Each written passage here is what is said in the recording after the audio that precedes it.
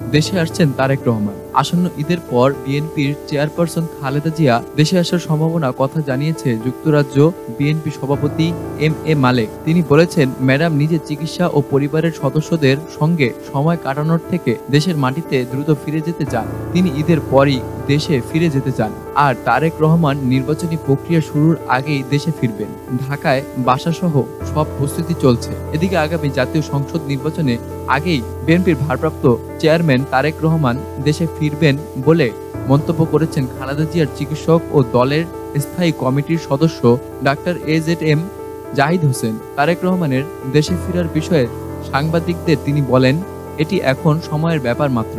বাড়ির বিষয়ে জানা গেছে, তারেক রহমানের স্ত্রী ডাক্তার জোবাইদা রহমান ও তার বড় বোন শাহিনা জামান বিন্দুর উত্তরাধিকার সূত্রে বাড়িধারা ও ডিওএইচএসে একটি বাড়ি আছে।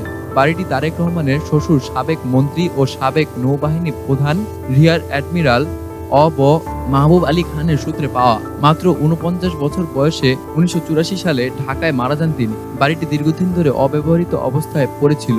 তারেক রহমান সস্ত্রীক ঢাকায় গিয়ে এই বাড়িতে উঠতে চান। সেই লক্ষ্যে বাড়িটিতে বড় ধরনের সংস্কার কাজ চলছে। বাড়িটির কিচেন, বাথরুম সহ অনেকাংশ ভেঙে আধুনিক ডিজাইনে কাজ করানো হচ্ছে। গত ২০ মার্চ হাইকোর্ট থেকে সব মামলায় খালাস পেয়েছেন তারেক রহমান। বিএনপির আইনজীবীরা বলছেন, এখন তিনি দেশে ফিরে সরাসরি রাজনীতিতে অংশ নিতে পারবেন।